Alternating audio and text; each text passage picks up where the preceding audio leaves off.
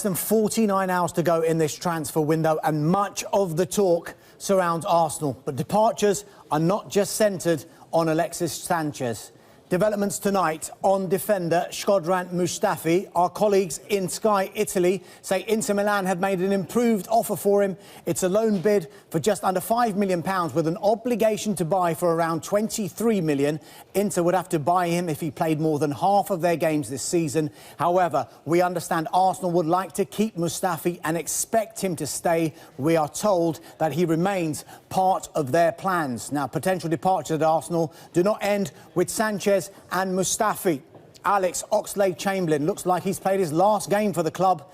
But what shirt will he be wearing next? The blue of Chelsea or the red of Liverpool? Chelsea have agreed a £35 million fee with Arsenal, and the players' advisors are now discussing personal terms. But two separate sources have told us Oxlade-Chamberlain's preferred destination is Anfield. Will Liverpool match Chelsea's offer? As for the player himself, he is with the England squad and he's waiting. Aren't we all? What about Kieran Gibbs? His move to Watford broke down after he couldn't come to a resolution on his wages. And West Bromwich Albion, they have taken advantage. They've agreed a deal with Arsenal, and Gibbs is on his way to the Midlands for a medical. It is thought the fee is £7 million. As Gibbs prepares to arrive, could Johnny Evans yet leave the Hawthorns? Arsenal are interested, but Manchester City are expected to go back in with another bid. Their first offer of £18 million was rejected. Leicester then had a £21 million bid turned down. Evans is currently with the Northern Ireland squad, and they happen to be, guess where? They're based at Manchester City's training ground this week. You could not make it up. To the latest now on the Monaco striker Kylian Mbappe. He's currently with the France squad and waiting for his move to Paris Saint-Germain to go through. PSG want to do a loan with an obligation to buy for £166 million.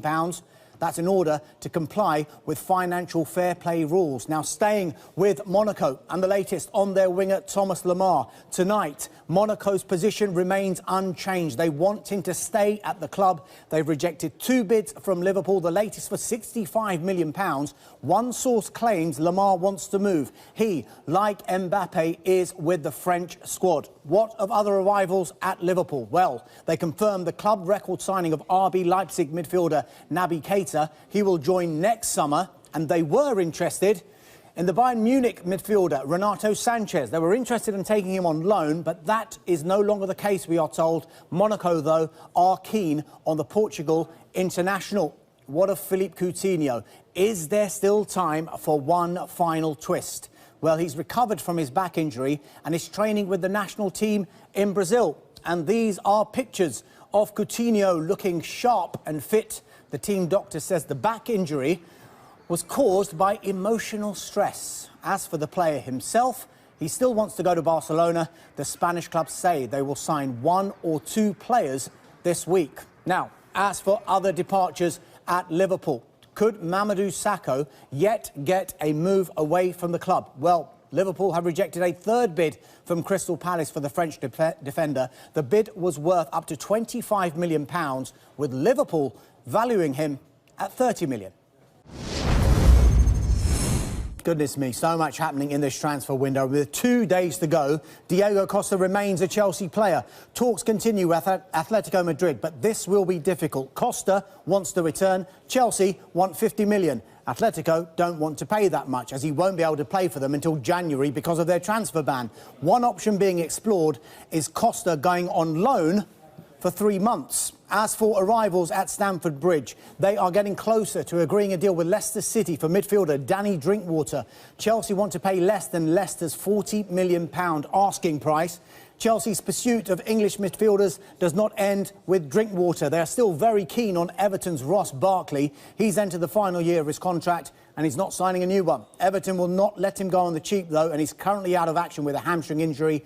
Tottenham are interested too. This one could go to the last day, with Everton still not in receipt of any offers at all. Now, staying with Chelsea and the latest on the Swansea City forward Fernando Llorente. They remain interested. Boss Antonio Conte knows him very well indeed. They won the Serie A title together at Juventus. Swansea City will only consider a sale if they can bring in a replacement. And talks, They continue with Manchester City over this man. Swansea sold Wilfred Bonney to City for £28 million 2.5 years ago. The Welsh club will want to pay less than half of that to bring him back to the Liberty Stadium. Who else could be coming to Swansea City? Well, they remain keen on West Brom winger Nacer Chadli, but could be put off by the player's valuation. Leicester City are also interested. And talks, they are ongoing with PSV Eindhoven over defender Santiago Arias. Negotiations are over a fee with the Dutch club wanting £12 million, and he's a player who's been capped 32 times by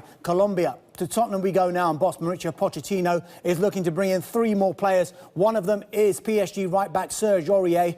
A £23 million fee has been agreed. The player has completed his medical. The one issue now is a work permit. The application is in, but is complicated by potential travel restrictions due to an assault charge. Now, one signing that looks closer is the Argentine defender Juan Foyth.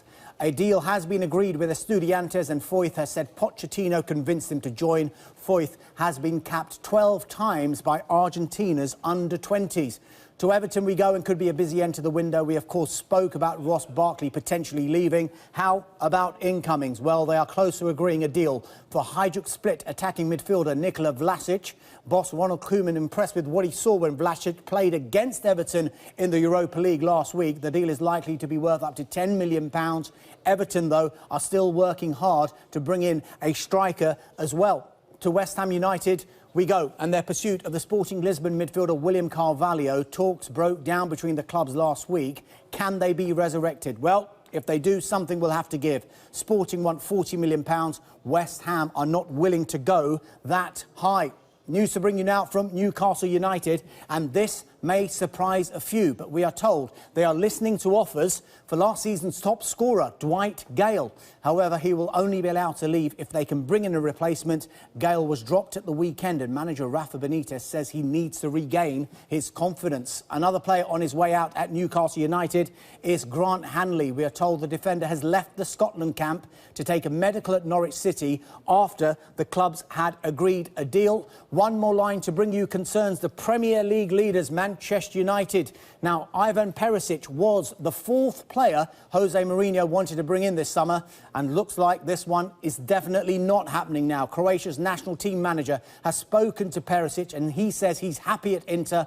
Our colleagues at Sky in Italy have been reporting he is close to signing a new deal. Every Premier League club has done some incoming business in this window. Huddersfield have signed the most players, 13 so far. Manchester City are the biggest spenders. Are they about to add to their squad with Sanchez and Evans?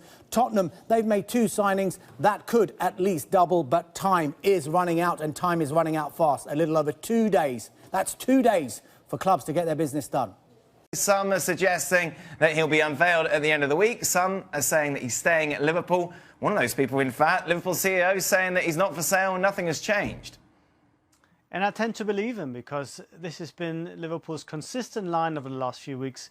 Absolutely unequivocal, not leaving any possibility of saying, you know, for the right money, or we can consider this. They've really put their neck on the line over this, FSG, and I don't see how they can stand down without losing a lot of face, without you know, doing a lot of damage to their relationship with the club and with the fans. And I think they're serious people. If they really thought about selling him, they could have just kept him.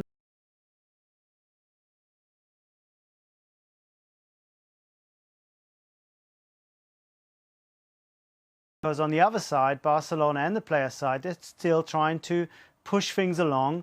And, you know, when the player says that he still feels that he might get a move, that's reported as news. But it only really says to you that somebody is trying